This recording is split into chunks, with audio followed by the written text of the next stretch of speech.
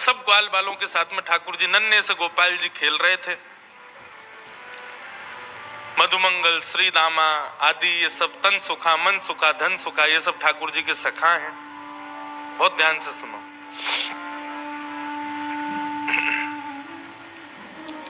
ये सब सखा हैं ठाकुर जी के।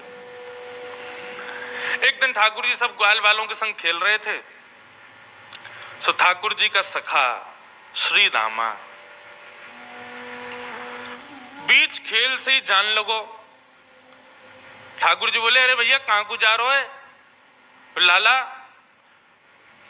मैं तो अपनी ससुराल जा रहा हूं। ठाकुर जी तुरंत पहुंच गए श्री दामा के पास, हाथ पकड़ लियो। बोले, ससुराल जी कौन सा काम है भैया? ब्रजभाषा समझ में आ रही है? देखो भैया, आप सब लोग अधिकतर यहाँ अहीर समाज के लोग बैठे, आप सब लोग ब्रज से ही हो, आपके सब पूर्वज ब्रज के ही हैं। ब्रज भाषा तो समझ में आनी चाहिए, आपके द्वारिकाधीश की भाषा है। ठाकुर जी बोले, भैया श्री दामा जे कौन सा गांव है? ससुराल। श्री दामा बोलो, अरे बाबड़े ससुराल गांव ना होवे। बोले, तो फिर का होवे ससुराल? बोले, ससुराल होवे ब्याह एवे के बाद में एक नहीं दो घर रह जाए। एक तो होवे अपनी मैया को घर, पिता को घर, और एक होवे पत्नी के मैया पिता को घर, वाकू कहे ससुराल। ठाकुर जी बोले, तेरी बात मेरे पल्ले ना पड़ रही लाला। अरे ससुराल कहा होवे मुझको जल्दी बता। बोले, अरे ससुराल मतलब पत्नी को माई को। ठाकुर जी बोले, पत्नी जी पत्नी कौन होवे भैया? श्री दामा समझा रो है, अरे लाला तू तो बड़ो भोरो है, नेक बड़ो है जाएगो तो तेरो ब्याह है जाएगो, तेरी पत्नी आ जाएगी। ठाकुर जी बोले, मेरी पत्नी आवेगी? बोले, हम बे तो फिर मेरो ससुराल कहाँ है? श्री दामा बोला, मो का पता तेरो ससुराल कहाँ है? जब ब्याह होगा तब पता चलेगी तेरो ससुराल कहाँ है। अब तो ठाकुर जी हट करने लगे, बोले, ना मेरो ससुराल बता, मेरो ससुराल कहाँ है? श्री दामा बोलो, अरे अपनी मैया से जाके पूछ ले, तेरी मैया बता देगी तेरो ससुराल कहाँ है। ठाकुर जी खेलते कूदते आज घर आए। यशोदा मैया रसोई घर में प्रसाद सिद्ध कर रही है। ठाकुर जी आके गोद में बैठ गए, बोले, मैया मेरो ससुराल कहाँ है? अब तो जैसे ही मैया ने सुनी मेरो ससुराल कहाँ है, लाला बोल लो। मैया बोली, लाला ये कहां से सीख आयो? बोले, आज मैया मैं खेल रहे हो तो श्री दामा अपनी ससुराल गए हो, तो वो बोलो मैं ससुराल जा रहा हूं, तब से मेरे मन में आ रही मेरो ससुराल कहाँ है। मैया बोली, ससुराल लाला जब ब्याह है जाएगो तब आएगो ससुराल। बोले, जय श्री दामा कह रहा हो, मेरो ब्याह कब होएगो मैया? बोले, अरे अभी तू बड़ो तो है जा लाला, तो पे मोह दोनों आवे ना, मैं खवाऊं तो खावे, मैं चलाऊं तो चले, मैं उठाऊं तो उठे, मैं नवाऊं तो नहावे। जब बालक बच्चे सब अपने आप अपने कामन को करने लगे तब उनको ब्याह कर दिया जाए, तब उनके काजे बहू आवे, तब ससुराल होवे। ठाकुर जी बोले, मैया मैं सब काम कर लूंगा अपने आप, तू मेरे ब्याह करा दे, और मेरे काजे बहू लिया। मैया बोली, नेक बड़ो तो है जा लाला, कहां ते लाऊं तेरे काजे बहू? ठाकुर जी बोले, या तो मेरे काजे बहू ला, नहीं तो श्री दामा अपनी बहू ला रहा हो, बाकी बहू को मैं ले आऊंगा, वो बहू मेरी है जाएगी। मैया जोर से हंसी, बोले, लाला तेरी बात ऐसी ऐसी बात बनावे, बैठो बैठो। मैया बोली, करा दूंगी तेरो ब्याह, ज्यादा चिंता मत करे। अब तो ठाकुर जी रोने लगे, मैया मेरो अभी ब्याह करा, अभी ब्याह जाऊंगा, मैं तो अभी ब्याह करूंगा। यशोदा मैया परेशान है गई, बोले, लाला चल करा दूंगी तेरो ब्याह, अब रोवे मत। बोले, कब करावेगी? तिथि बता मोको, तिथि बता, दिन बता, समय बता, सब बता, तभी जाऊंगा यहां से। यशोदा मैया तो ऐसी परेशान भाई। ऐसे हमारे नन्हे से गोपाल जी बहू की और ससुराल की आस में बैठे। श्री दामा को ब्याह माधवी गोपी से भयो, माधवी सखी से भयो। माधवी आज श्री दामा माधवी को लेने के लिए ससुराल गए।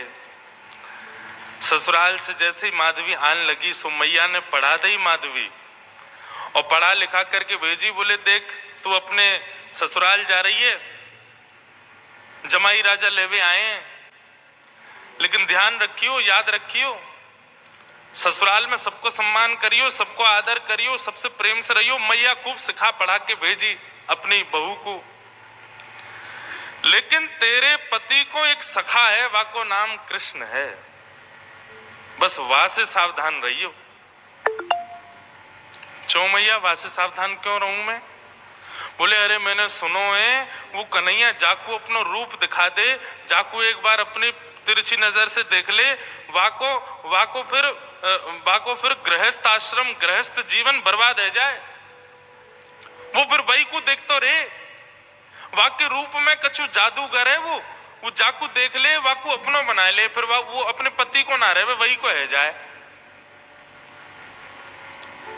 माँ की बात सुन करके माधवी घबरा गई।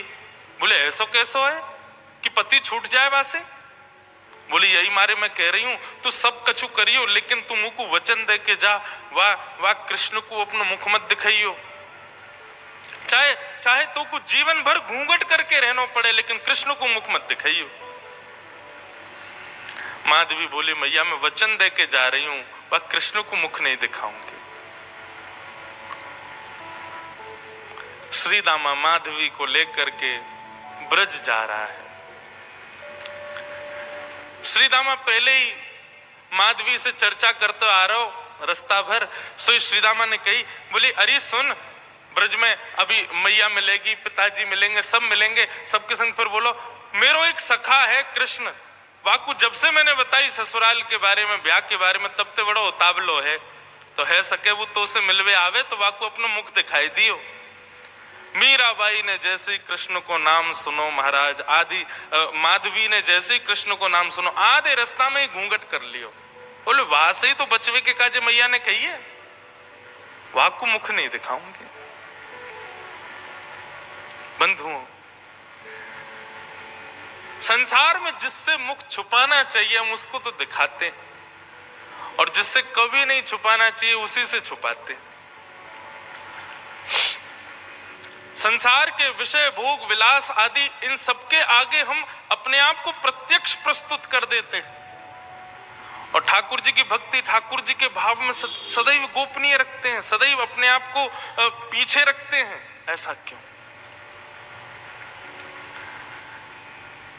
कथा का नाम सुनकर के रसिक जन आते हैं, ठीक है, अच्छा आप लोग भी पधारे हो, पर यहीं कोई ऐसी लीला होने वाली होती जिसमें थोड़ा मनोरंजन हो तो भीड़ ज्यादा होती है।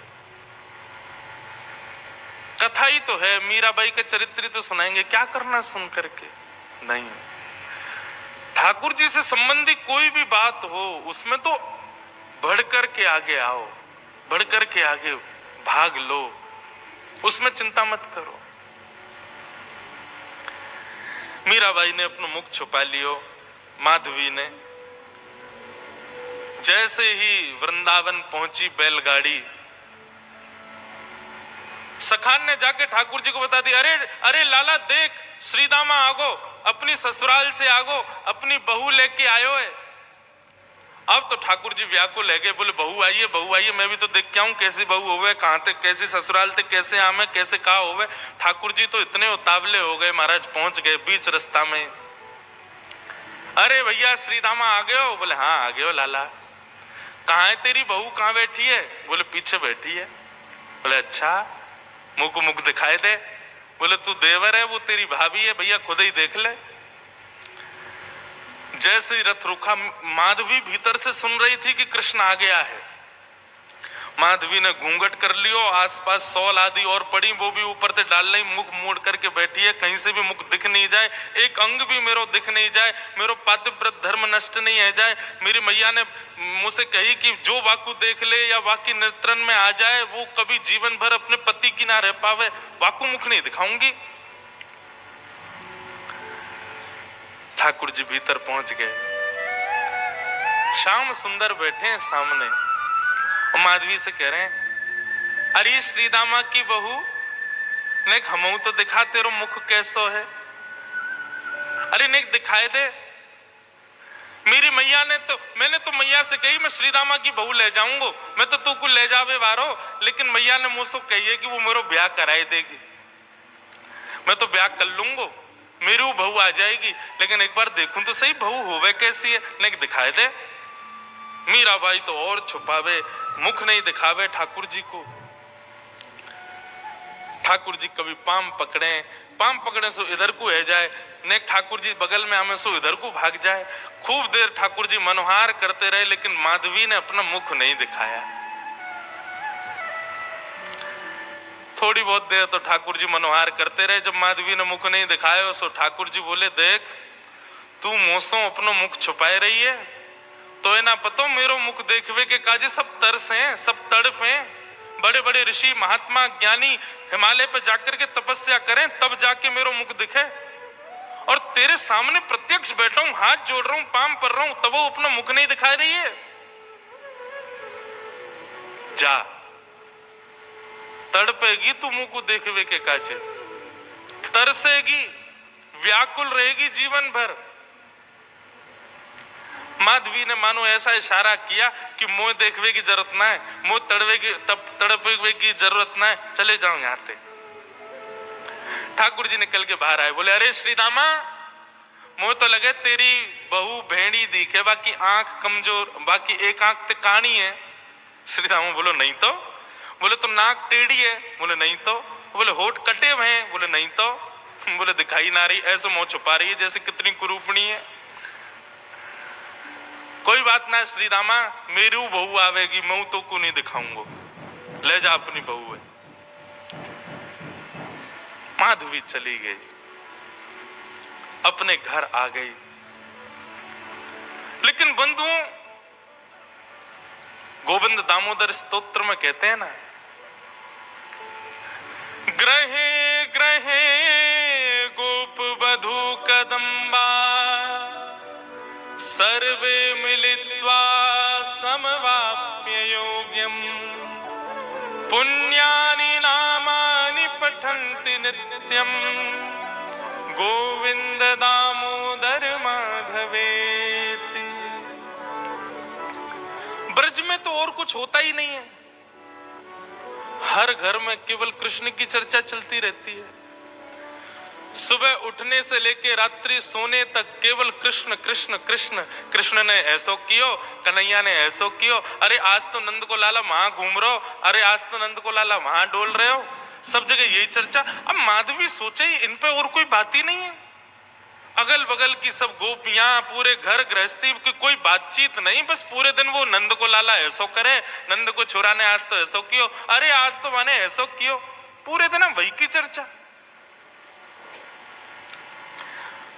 अब माधवी कहे किससे, अपनी सास से कहे, अगल बगल की गोपियों से कहे, बोले तुम लोगन पे और कोई बात ना है, कभी बैठ जाओ, कहीं चले जाओ, 24 घंटा या कृष्ण कृष्ण कृष्ण कृष्ण वही की चर्चा करते रहो, और भी तो कई बातें गृह गृहस्थी की कर लो भैया, ये 24 घंटा कन्हैया।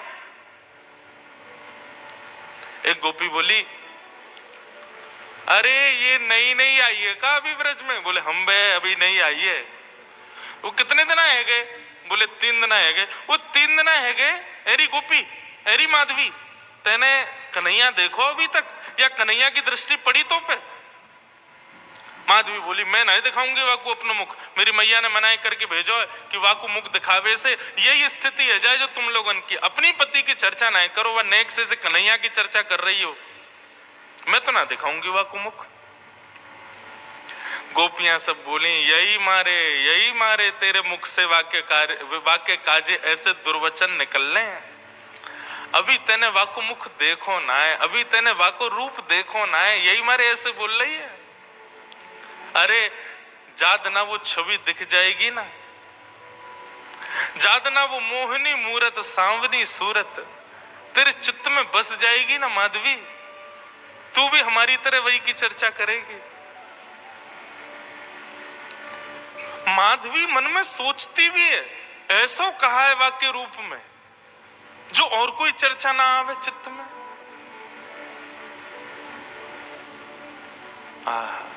बंधुओं, अष्ट सखा गाते हैं, सबने गाया, किसने नहीं गाया? कैसो है ठाकुर जी को रूप, श्री कुंभनदास जी कहते हैं अपने एक पद में,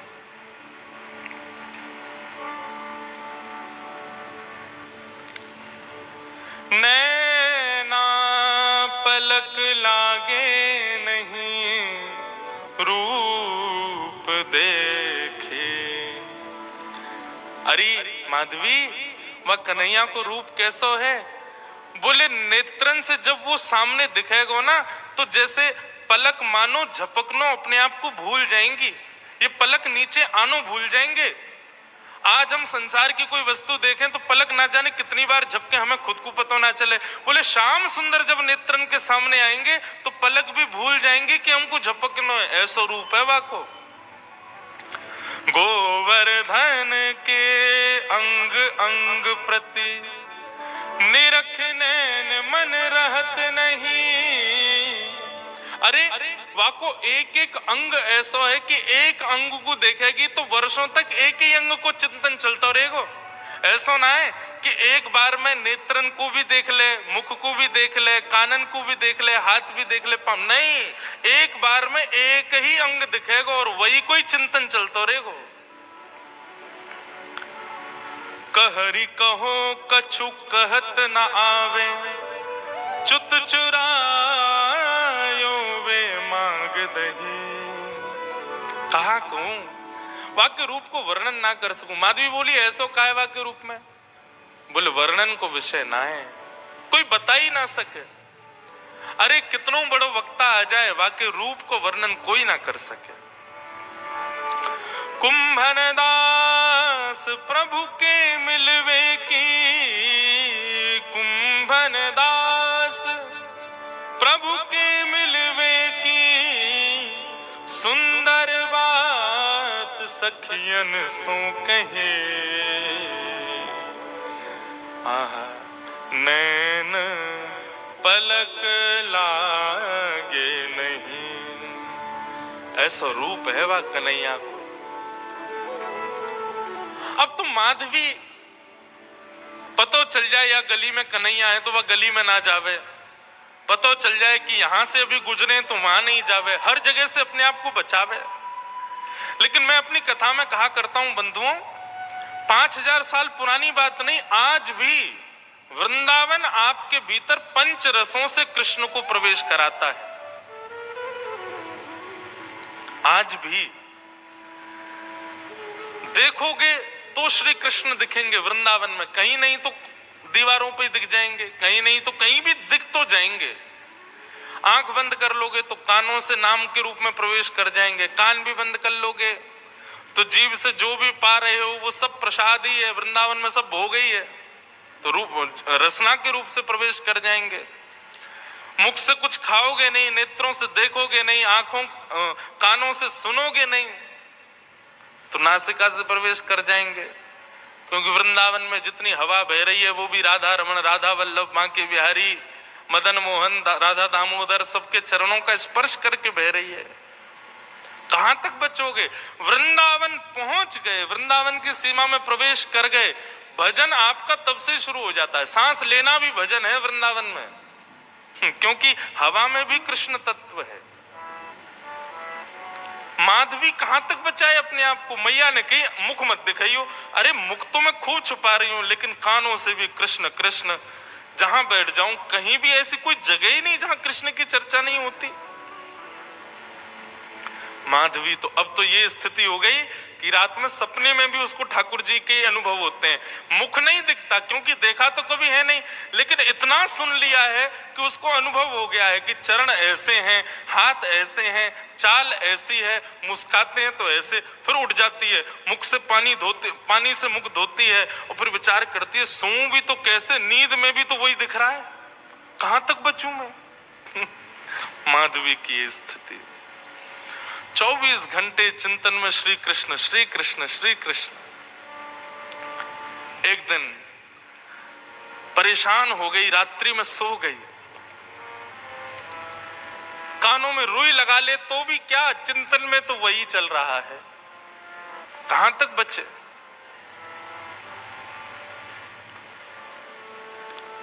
रात्रि में सोई थी, आज मानो मीराबाई को ऐसा लगा कि सुबह हो गई है, और तुरंत उठ करके हाथ मुंह धो करके माधवी ने मटका उठाया, यमुना जल भरने के लिए निकल पड़ी।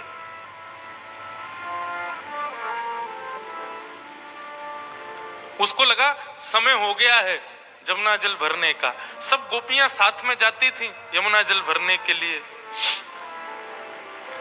लेकिन मीरा आज माधवी समय से पहले ही उठ करके चली गई। उसको लगा कि समय हो गया है, और पहुंच गई यमुना के तट पर। तट पर जाकर के देखा अभी तक कोई भी नहीं, अकेली मैं, बाकी सब कहां चली गई। हो सकता है मुझे विलंब हो गया हो, या मन में भाव आया मैं जल्दी आ गई हूं तो कोई बात नहीं, भर लेती हूं, आई गई हूं तो। अकेली है यमुना के तट पर माधवी। जैसे ही यमुना जल भरने लगी मटके में, रोज उठा के लेके जाती है खुद ही, लेकिन आज मटके में जल जैसे ही भरा, उठाया तो उठे ना, भार बढ़ गया है, भारी हो गया है। अब तो लगी है उसको उठाने में, कभी खूब प्रयास करती है, खींचती है, आसपास देखते कोई आ जाए, कोई आके उठवा दे।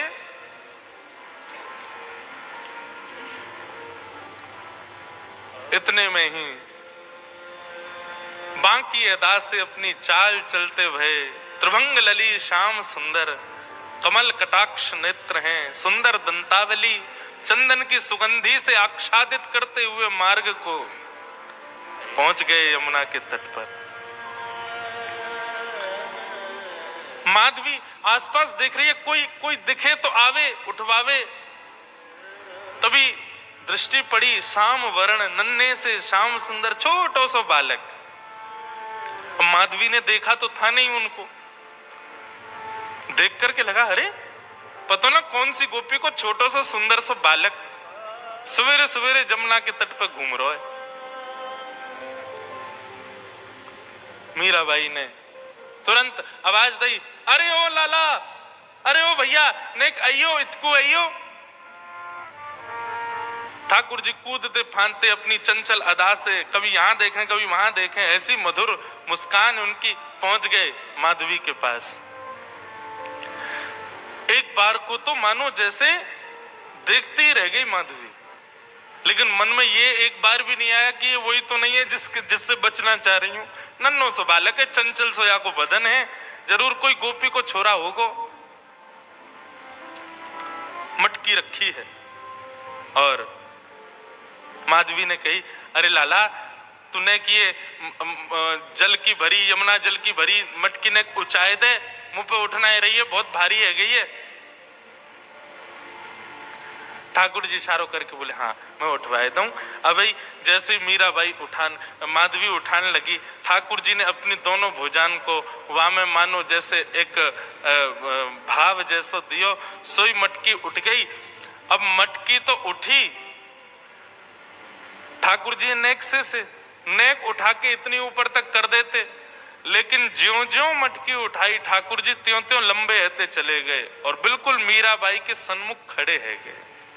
ऊंचाई करके जैसे मटकी शीश पे धारण कराई, शीश पे मटकी धारण करते ही माधवी ने अपने नेत्रन से सामने देखो, और जैसे ही सामने देखा, आहा, वरहा पीडम नटवर वपुः कर्णयो कर्णकारम, विभ्रदवास कनक कपिसं वैजयंतीं च मालां, रंध्रान वेणु वधर सुधया पूरयन गोप वृंदै वृंदारण्यम स्वपद रमणम प्राविशद गीत कीर्ति। दोनों भुजा से मटकी पकड़ रखी है, नेत्रों से सामने श्याम सुंदर को देख रही है, मुख खुला हुआ है, प्रश्वेत के बिंदु माथे से नीचे गिर रहे हैं, और अचेत अवस्था में मीराबाई उनके रूप को देख रही है, माधवी उनके रूप को देख रही है।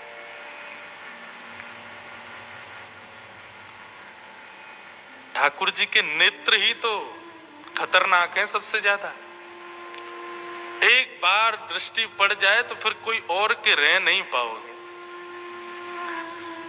मेरे मन में बंधुओं आता है कि हम ठाकुर जी के दर्शन करके पुनः सहज इसलिए हो जाते हैं क्योंकि हमने उनको देखा, उन्होंने अभी हमको नहीं देखा। कभी ठाकुर जी ने यदि हमको देख लियो ना, तो एक बार उनके सामने जाके फिर सहज नहीं हो पाओगे, फिर अन्यत्र कहीं मन लग नहीं पाएगा। मीराबाई माधवी अचेत खड़ी है, ठाकुर जी से जितनों बचनों चारे ठाकुर जी ने उतने सबरे अपने बाण मार दिए, नेत्रन से कटाक्ष मार दी, मधुर मुस्कान कर दी, अपने रोम रोम को दर्शन कराई दियो। महाराज अब तो माधवी की स्थिति एक जड़वत कोई मूर्ति जैसे खड़ी रहती है, ऐसे खड़ी है। गोपियों ने एक ही दिन पहले ही बताया था कि वो दिख जाता है तो क्या होता है, वही हो गया। अब ठाकुर जी तो अपने सैन चला करके वहां से भाग गए। समय हुआ उन गोपियों के आगमन का जो यमुना जल रोज भरती थी। जैसे ही आई, आकर के देखा अचेत अवस्था में अब भी ऐसे ही खड़ी है माधवी। सबने आकर के देखो, अरे ये तो हमारी माधवी है, अरे ऐसे कैसे खड़ी है भैया, अरे सांप सूंघ गए हो का है गो, ये तो ऐसे मूर्तिमंत है कि खड़ी है। कोई हाथ पकड़े, कोई पाम पकड़े, कोई मुख को खींचे, थोड़ी हिलावे, लेकिन बिल्कुल मूर्तिमंत। नेत्रों से केवल 2 अश्रु बिंद गिर रहे हैं, आंखें पलक झपक भी नहीं रही हैं, मानो केवल देह खड़ा हो। चित्त वृत्ति तो ले गया अपने साथ, खड़ी। एक गोपी बोली, अरे का है गो, कोई ने टोना कर दियो का, कोई ने मंत्र फूक दियो का। एक गोपी मंद मंद मुस्काए के बोले कहीं ऐसा तो ना है नंद जी को छोनाया ने देख लियो होए। अरे जो ज्यादा वासे बचवे को प्रयास करे वो वही कोई पकड़े। ये बहुत घूमती ना, वाकू नहीं देखूंगी, वाकू मुख नहीं दिखाऊंगी, वासे वाकू की तरफ नहीं करूंगी। मुझे लगे कहीं वही ने तो याकू अपनो दर्शन नहीं करा दियो।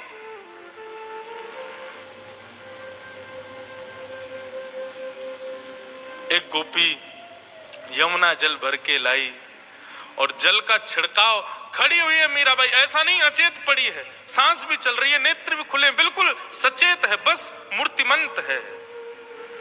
पानी का छिड़काव किया, मुख पर जैसे जल मारा, तब मानो जैसे रुकी हुई श्वास आई हो और जल पड़ते ही मूर्छित होकर के गिर पड़ी माधवी।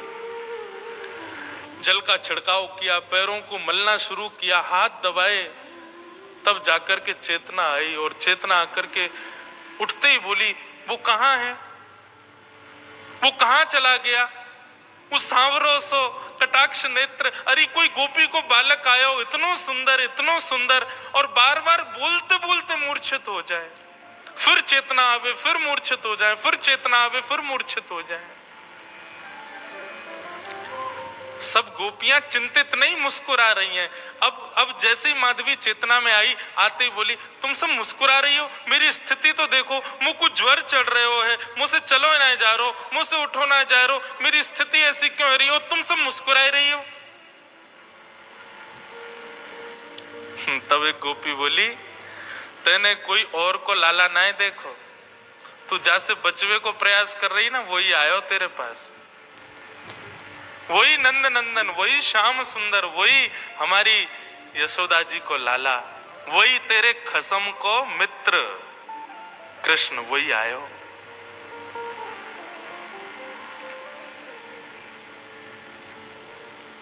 मीराबाई,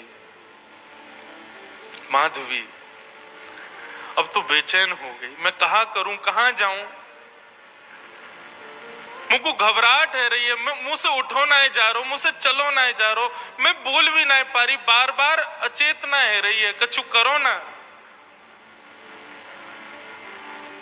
सब प्रकार के प्रयास किए, लेकिन माधवी कहे नहीं, अब तो एक ही उपाय है कि वाके सामने मुंह को ले चलो, मुंह को दिखाए दो, वाको रूप दिखाए दो।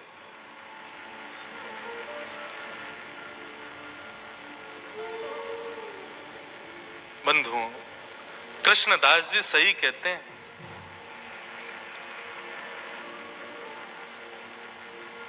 सजल श्याम घन वरण लीन है, फिर चित अनत न भटक्यो, मेरो मन गिरधर छवि पे अटक्यो। मेरो मन गिरधर छवि पे अटक्यो, मेरो मन गिरधर छवि। गाओ बंधुओं,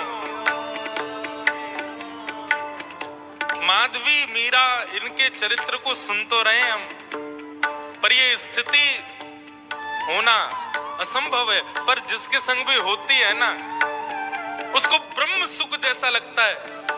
माधवी कह रही है मुझे कष्ट हो रहा है, लेकिन कष्ट अनुभव ऐसा है भी नहीं कि मुझे कष्ट हो रहा है। सांसारिक देह की स्थिति पूछो तो मैं कष्ट में हूं, पर मेरी अंतरात्मा से पूछो तो मैं ब्रह्म सुख में हूं। मुझे आनंद आ रहा है, मुझे छेड़ो मत, रहने दो इसी अवस्था में। ऐसी स्थिति हो गई माधवी की। मेरो मन गिरधर छवि पे अटक्यो, मेरो मन गिरधर छवि पे। बंधुओं सुनो, नेत्र बंद करके अपने चित्त में ठाकुर जी का स्मरण करो, दिव्य झांकी का अनुभव करो और संग संग गाओ, मधुर भाव से गाओ, ठाकुर जी को याद करके गाओ। मेरो मन गिरधर छवि पे अटक्यो, मेरो मन गिरधर छवि पे अटक्यो, मेरो मन गिरधर छवि पे अटक्यो, मेरो मन गिरधर छवि पे। ओ ललित त्रिभंगी चाल पे चल के, ललित त्रिभंगी चाल पे चल के, ललित त्रिभंगी चाल पे चल के, ललित त्रिभंगी चाल पे चल के, चिबुक चारू गड़ी ठटक्यो, ओ चिबुक चारू गड़ी ठटक्यो, मेरो मन गिरधर छवि पे अटक्यो, मेरो मन गिरधर छवि पे अटक्यो, मेरो मन गिरधर छवि पे अटक्यो,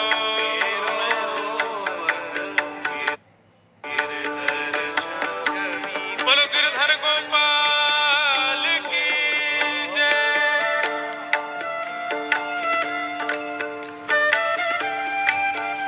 जय हो प्राणनाथ।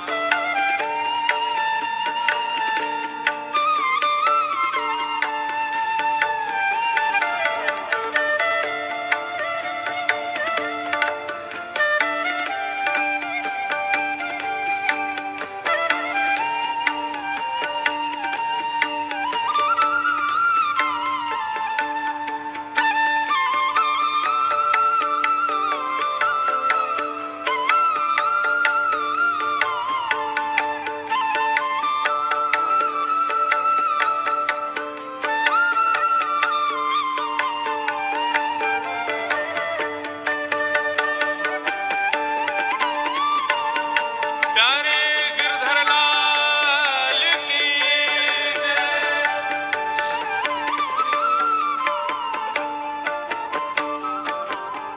सजल श्याम घन वरण लीन है,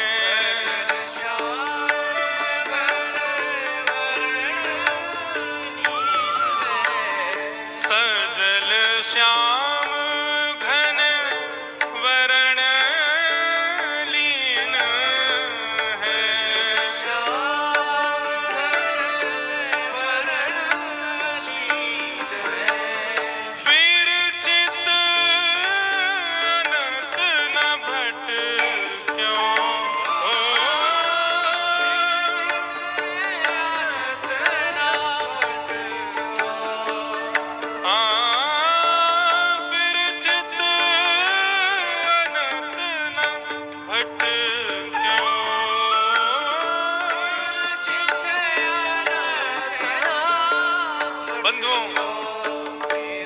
कह रहा हूं, और जैसा हम अभी माधवी जी के चरित्र में सुन रहे हैं, ये बिल्कुल सत्य है। ठाकुर जी यदि चित्त में एक बार विराज गए, ठाकुर जी ने यदि हमको दृष्टि से कभी देख लिया, फिर चित्त अनत न भटक्यो, फिर चित्त कहीं और लग ही नहीं पाएगा। इसलिए भैया हाथ जोड़ के प्रार्थना, या तो भगवत प्राप्ति के मार्ग पर बढ़ना नहीं, और यदि भगवत प्राप्ति के मार्ग पर चलने लगो तो इस बात को पहले ही समझ लीजिए कि फिर संसार के नहीं रह पाओगे, संसार में किसी वस्तु को अपना नहीं पाओगे। आप चाहो कि संसार भी आपका रहा आए, ठाकुर जी भी आपके रहे आए, नहीं हो पाएगा। प्रेम लक्षणा भक्ति के पथ के अनुगामी बनोगे तो एक को तो छोड़ना पड़ेगा, या तो ठाकुर जी को छोड़ो या संसार को छोड़ो।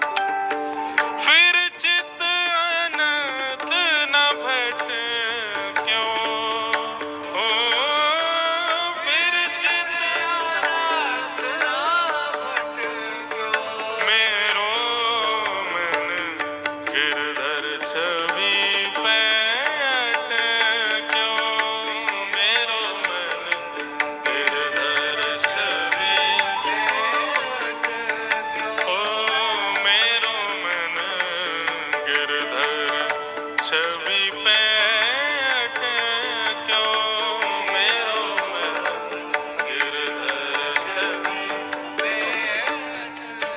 कृष्णदास जी कहते हैं, माधवी अब पूछ रही है मैं क्या करूं। मैंने तो बहुत रोका, बहुत बचाया अपने आप को कि उसके सामने कभी ना पड़ूं, लेकिन मेरा ब्याह भी तो ब्रज में हुआ ना, जहां कानों से, आंखों से, नाक से, जीभ से, त्वचा से, सब जगह से कृष्ण ही जाता है भीतर। मैं कहां तक रोकूं खुद को? और जब अब आ चुका है भीतर, जब वो चित्त में बैठ गया, तो अब मैं क्या करूं? मेरे बस में नहीं अब कुछ भी। लगन लगी घनश्याम की जाए, लगन लगी। ये नारायण दास जी का पद है, नारायण दास जी का पद है, बहुत सुंदर पद है। वे कहते हैं, एक बार जिसको ठाकुर जी की लगन लग जाती है, लगन लगी घनश्याम की जाए, लगन लगी घनश्याम की, लगन लगी घनश्याम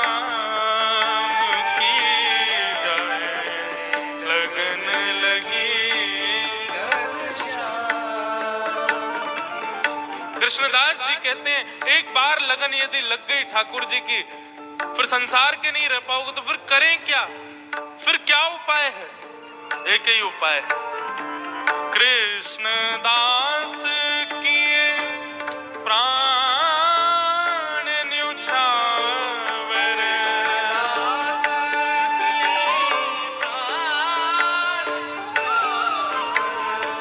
कृष्णदास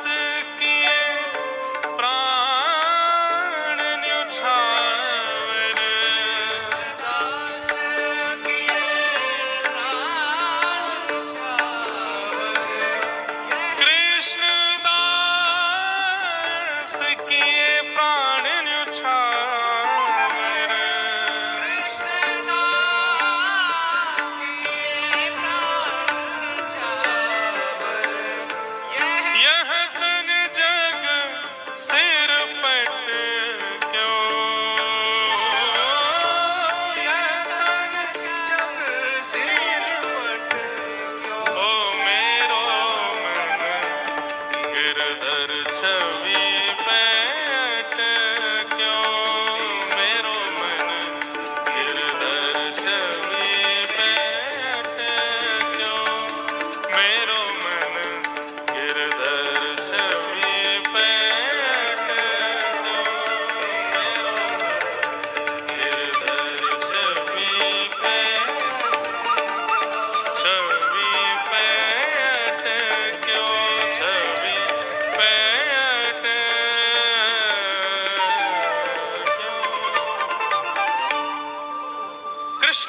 दास किए प्राण न्योछावर, यह तन जग सिर पटक्यो। इसका मतलब क्या है? मतलब प्राण त्याग दें अपने? नहीं। कृष्ण दास किए प्राण न्योछावर का मतलब जीवन न्योछावर। अब जीवन की हर स्थिति ठाकुर जी को अर्पित करो। अभी हम लोगों ने अपना पूरा जीवन किसको अर्पित कर रखा है? अपने तन को। इसी को ही सजाने संवारने खिलाने पिलाने उठाने सुलाने, इसी का नाम यश वैभव कराने में ही लगे रहते हैं हम लोग। लेकिन वैष्णव भक्त का एक एक क्षण केवल ठाकुर जी के लिए होता है। इसलिए मैं पहले ही टर्म्स एंड कंडीशंस बता दूं, या तो इस भक्ति के मार्ग के अनुगामी बनना मत, बनो तो इस बात को पहले ही समझ लेना कि संसार की फिर कोई क्रिया नहीं कर पाओगे। मीराबाई का चरित्र मनोमंथन के लिए सुनिएगा, मनोरंजन के लिए नहीं। कहीं मीराबाई का चरित्र हृदय में घर कर गया तो फिर संसार के नहीं रह पाओगे आप। जो मैं बीच में पंक्ति छेड़ रहा था, मीराबाई की स्थिति क्या है? पद में कहते हैं, भजन तो भूल जाओ, 4 दिन पद ही सुनो। क्या कहते हैं? नारायण जी का पद है, लगन लगी घनश्याम की जाए, लगन लगी घनश्याम की जाए, लगन लगी घनश्याम। स्थिति क्या होती है? धरत कहूं पग परत है कितहूं, रखोगे कहीं पैर और जाएगा कहीं।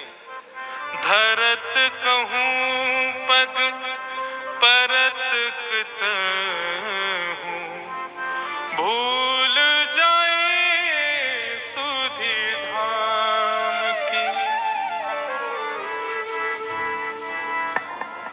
छवि निहार नहीं रह सार कछु, छवि निहार नहीं रह सार कछु, धरि पल निस दिन जाम की जाए, लगन लगी घनश्याम की जाए, लगन लगी घनश्याम की।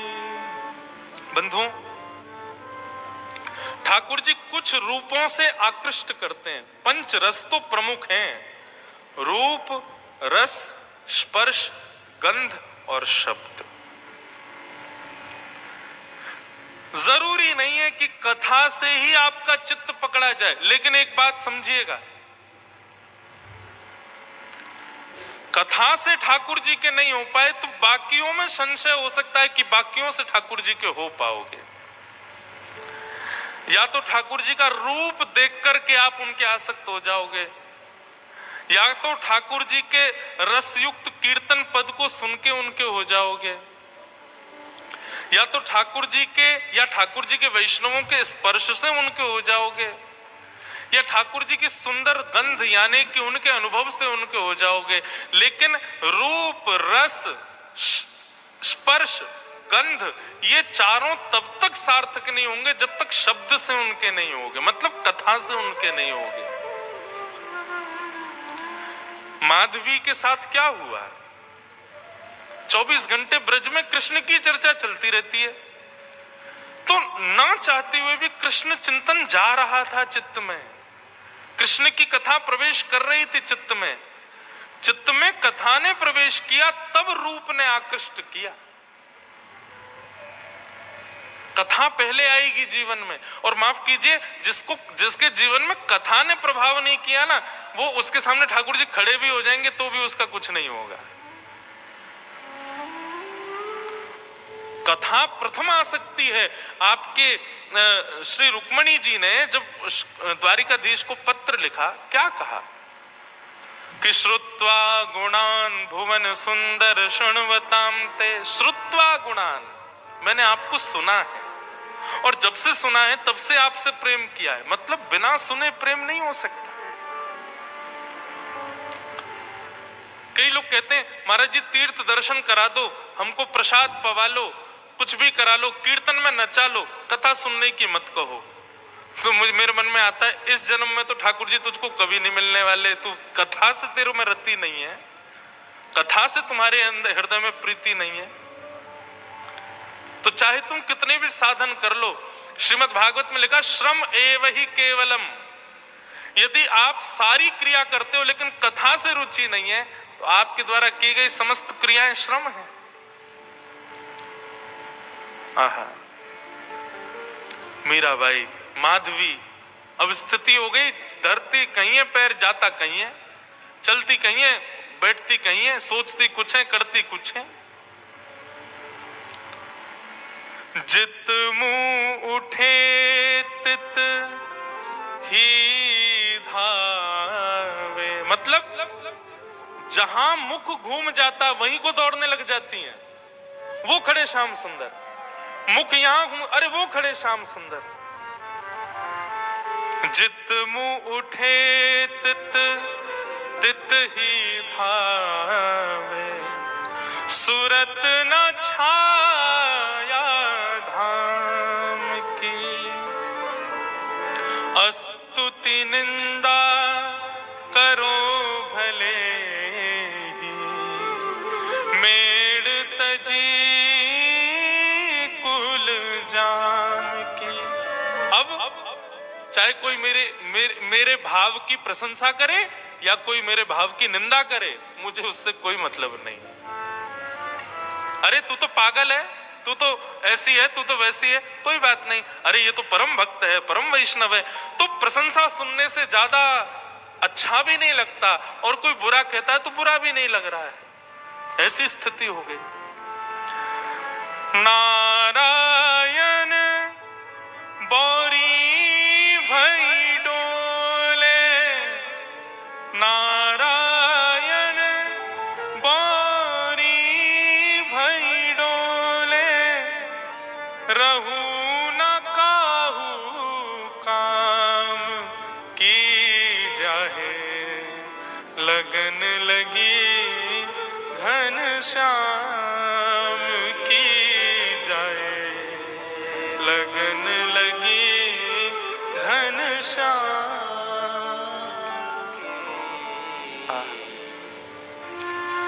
हम किसी काम के नहीं है, आपको पता है। हमारी माता जी, हमारे परिवार के लोग हमसे इसलिए दुखी रहते हैं, बोले इससे केवल कथा करना आता और कुछ नहीं आता इसको। हम जब, वैसे तो घर जाने का अवसर नहीं मिलता, 2-3 महीना कथाओं में ही रहते हैं, लेकिन जब घर जाते हैं तो घर के काम माता जी कहते हैं ये भी देखो, वो देखो, भैया इतने दिन में आए हो, ये देखो, तो वो सब होता ही नहीं है। बस कथा करा लो, ठाकुर जी की सेवा करा लो, उत्सव करा लो, इसके अलावा कुछ और करने को कहोगे तो हम बिल्कुल अंगूठा छाप हैं हर चीज में, हमसे कुछ नहीं हो सकता। और यही स्थिति है बंधुओं। यदि आप संसार के और किसी काम के रह गए तो समझो अभी ठाकुर जी के भय नहीं। माधवी की स्थिति ऐसी हो गई। लगन लगी घन श्याम की जाए, लगन लगी घन श्याम। व्याकुल हो गई माधवी, गोपियों से कहने लगी मैं तुम्हारे हाथ जोड़ूं, पैर पूजूं, मुझे नंद नंदन के पास ले चलो। बंधुओं, ये हमारे ब्रज साहित्य की कथा है। ब्रज की कोई गोपी जब उसको ठाकुर जी का दर्शन करना होता था तो क्या करती थी? यमुना जल भरने जाती और चलते चलते धूप का बहाना लगा के कि धूप में चक्कर आ गए और चक्कर खा के गिर जाती, और फिर उस पर जल डालो, औषधि पिलाओ, किसी से ठीक नहीं होती। तब 2-4 गोपी जाती ठाकुर जी के पास, बोले एक गोपी बेहोश हो गई, चलो। ठाकुर जी आते फिर, और ठाकुर जी आकर के वाके कान में आकर के कहते चल रही गोपी जल्दी खड़ी है जा, मैं आ गयो। सोई गोपी चेतना में आ जाती, ठाकुर जी को देख लेती, ठीक हो जाती। ठाकुर जी वैद्य बन गए, वैद्य राज। गोपियों की चिकित्सा करते हुए घूमते हैं। एक बार एक गोपी की मैया बोली, बोले एक लाला बड़ो कान में कहा बोले, सबरी गोपी उठ के खड़ी है जाए। एक बार वो वृद्ध गोपी ने विचार किया, आज मैं बीमार होके देखूं, मैं देखूं कहा बोले कान में। उसकी भावना तो कुछ थी नहीं, ठाकुर जी के प्रति प्रेम तो था नहीं। ऐसी चलती चढ़ती हाय राम गिर गई करके बेहोश हो गई। गोपी बोली अरे बेहोश हो गई है सासू माँ, कन्हैया को बुलाओ। ठाकुर जी आए, ठाकुर जी आके देखते ही पहचान गए, बोले भाव नहीं है, जबरदस्ती पहचान करना चाह रही है कि मैं कान में क्या बोलता हूं। ठाकुर जी आए, आकर के पहले नब्ज उठा के देखी, बेहोश थोड़ी थी, चेतना में थी, वो तो सुनना चाह रही थी कान में मंत्र क्या बोलते हैं ये। ठाकुर जी ने पहले नब्ज देखी और फिर वो जो पड़ी थी उसकी बहू से बोली, अरे तेरी सासू तो बहुत बीमार रह गई है, या को तो बड़ो वालो मंत्र देना पड़ेगा।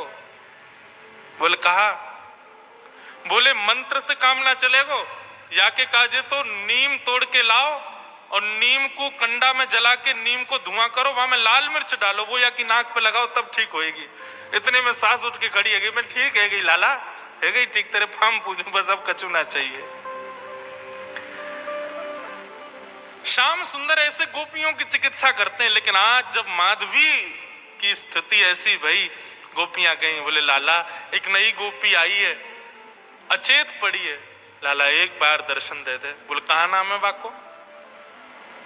माधवी। अरे अपने श्रीदामा की बहू। भगवान बोले वो बहू? बोले हाँ। वो ससुराल ते आई का है? बोले हाँ वही।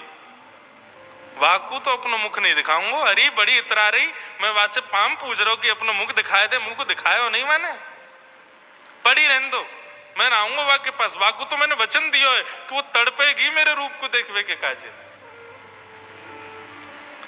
ठाकुर जी नहीं गए माधवी से मिलने, क्योंकि ठाकुर जी चाहते थे कि यह विरह वेदना कलयुग में प्रेम लक्षण बन के जन्म लेगा, इसलिए विरह देना पड़ेगा।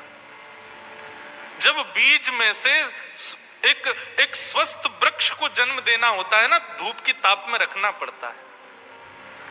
ठाकुर जी यदि किसी को वेदना देते हैं, विरह देते हैं, तो निश्चित है उस पर अति कृपा है, अति प्रसन्न है, उससे कुछ और कामना है। ठाकुर जी सहज में ही किसी को अनुभव दे दें, सहज में ही किसी को कृपा कर दें, तो समझो कि अभी उसकी भक्ति उतनी श्रेष्ठ नहीं हुई। लेकिन किसी को तड़पा में, विरह दे में, तो समझो इससे प्रीति ज्यादा है।